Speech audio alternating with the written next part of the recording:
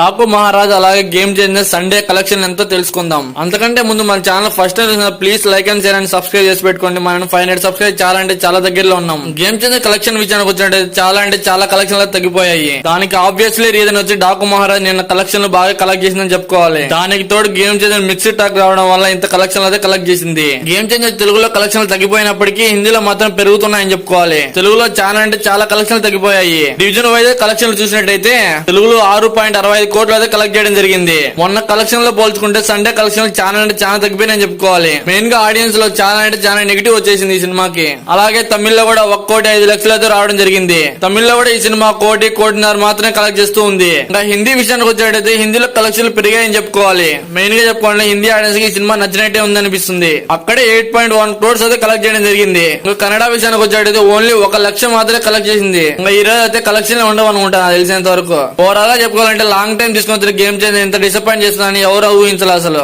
Movie release కాకముందు అయితే చాలా హైప్ ఉండేది. రిలీజ్ అయిన తర్వాత హైప్ అంతా తగ్గిపోయింది. ఈ మూవీ ఎందుకు చూడాలంటే మెయిన్ గా చెప్పుకోవాలంటే రామ్ చరణ్ యాక్టింగ్ కోసం అయితే మూవీ చూడవచ్చు. అలాగా థర్డ్ డే కలెక్షన్ ఎంత అంటే 10,90,00,000 అయితే కలెక్ట్ చేయడం జరిగింది ఇండియా వైజ్ గా.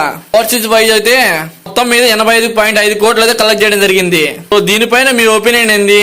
రాబోయే కాలంలో ఎన్ని కోట్లు కలెక్ట్ చేస్తుంది ఏమనుకున్నారు? కింద కామెంట్స్ లో కామెంట్ చేయడం మాత్రం మర్చిపోకండి. డాకు మహారాజ్ సినిమా విషయానికి వచ్చినట్టయితే సినిమా కొంతమందికి నచ్చింది, కొంతమంది నచ్చలేదు. మెయిన్ గా చెప్పుకోవాలంటే ఫ్యామిలీ ఆడియన్స్ కి అయితే ఈ సినిమా అంతగా నచ్చలేదని చెప్పుకోవాలి. ఎందుకంటే వాళ్ళు ఎక్కువ వైలెన్స్ అయితే చూడలేరు కదా. ఎంతవరకు ప్రేమ ఆప్యాయతలు అయితే బాగా చూస్తారు. వాళ్ళు ఈ సినిమా మిక్స్డ్ టాక్ అయితే వచ్చేసింది. కలెక్షన్ విషయానికి వచ్చేటైతే 22.5 కోట్లు అయితే కలెక్ట్ చేయడం జరిగింది. ఈ కలెక్షన్ వచ్చి డీసెంట్ కలెక్షన్ అని చెప్పుకోవాలి. ఎందుకంటే డాకు మహారాజ్ ఒక తెలుగులోనే కాబట్టి రిలీజ్ అయింది.